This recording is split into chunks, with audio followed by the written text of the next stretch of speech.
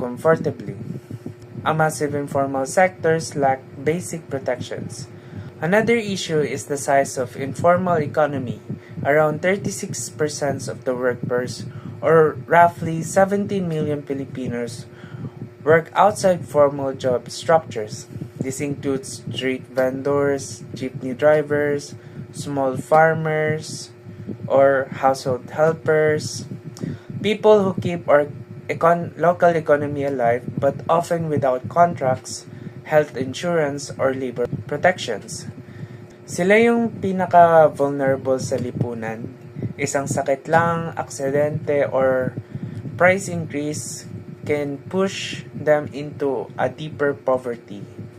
So while unemployment rate may look good, the truth is many Filipinos are still struggling to find decent work that is stable, secure, or fair. Overall, the path to decent work for all remains unfinished. Good day everyone. For my part, I'll be discussing the targets of SDG 8 and why achieving these targets is very important for individuals, communities, and our future. So SDG 8 has 12 main targets, and each one focuses on making growth both sustainable and inclusive. Let me walk you through them.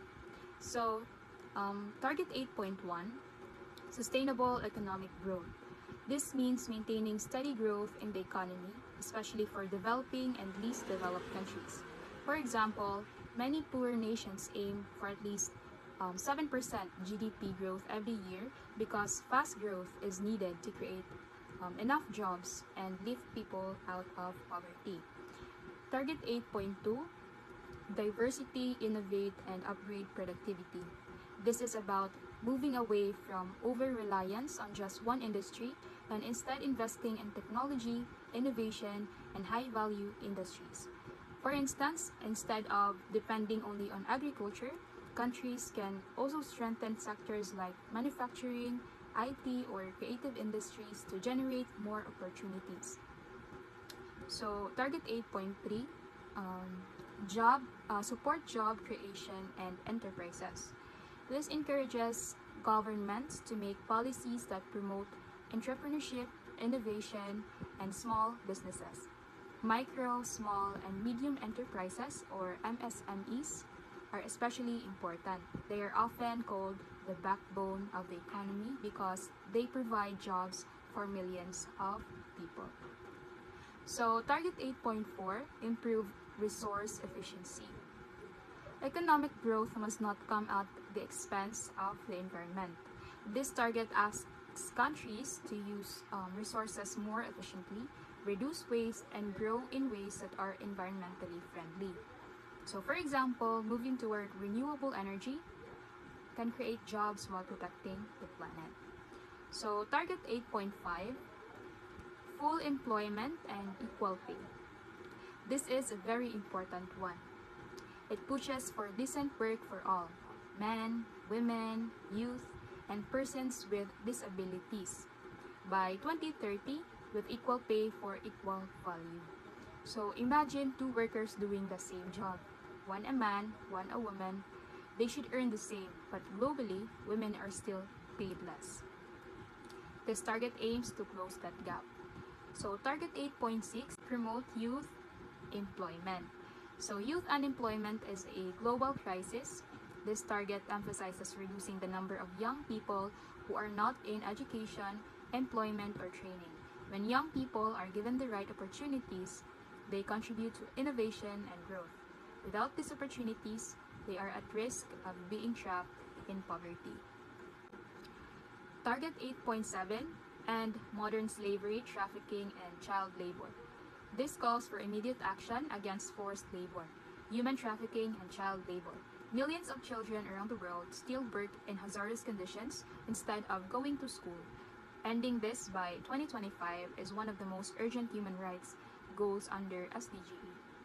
So Target 8.8, Protect labor rights and promote safe work. Every worker deserves a safe and secure workplace. This target highlights the importance of protecting labor rights, especially for migrant workers and those in vulnerable or informal jobs. Target 8.9 promotes sustainable tourism. Tourism is, if managed well, can create millions of jobs while also celebrating local culture and products. But it has to be sustainable, respecting communities and the environment. Target 8.A access to financial services. This means strengthening banks and financial institutions so that people, especially in rural or poor areas, can access savings, insurance, or loans. Financial inclusion empowers people to invest in education, business, and health. So target 8.B increase aid for trade. This is about supporting developing countries in global trade so they can compete fairly in international markets. Target 8.C develop a global youth employment strategy. Young people are the future workforce. This target emphasizes the need for international cooperation to give youth the right skills and opportunities to secure decent jobs. So now, why are these targets so important? Employment is more than just having a job. It's about having a decent job, one that provides fair income, security, and opportunities for growth. When decent jobs are lacking, we see serious consequences. First is unemployment leads to poverty. Without income, families can't meet basic needs like food, healthcare, and education. Underemployment wastes skills. Imagine a college graduate working only part-time as a delivery rider, not because they want to, but because there are no jobs in their field. Their skills go unused, and the economy loses potential. Third is unsafe jobs reduce productivity.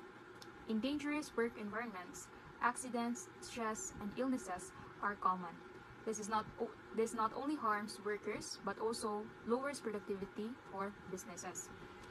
Fourth is migration or brain drain weakens the workforce. Skilled professionals often leave for better opportunities abroad.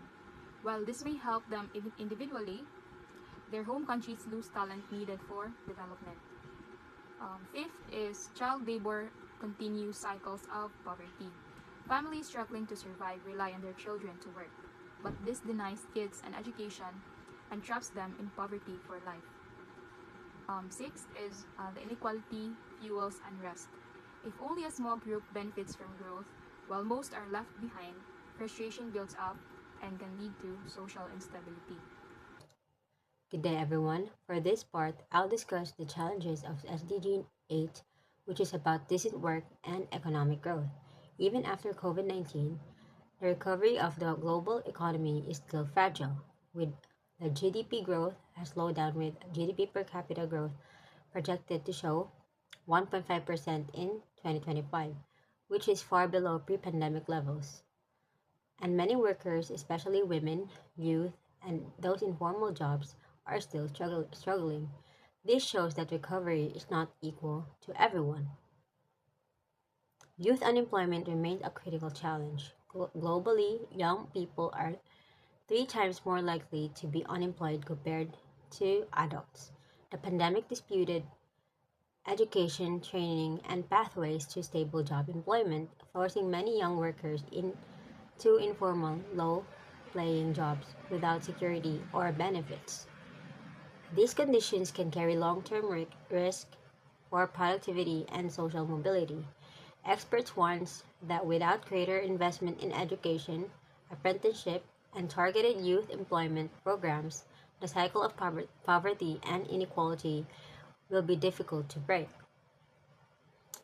One of the challenges also are gender wage gap persists and post-pandemic challenges.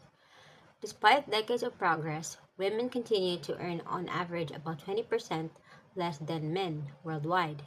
The COVID 19 pandemic worsened these inequalities, with women disproportionately losing jobs in service, domestic, and care sectors.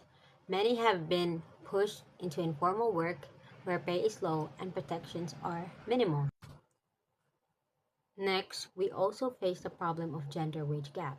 On average, women still earn about 20% less than men worldwide. The pandemic made this worse because many women lost jobs in service and care work. Young women are also more likely to be out of school and unemployed compared to young men. This inequality slows down true economic growth. Another challenge is automation and artificial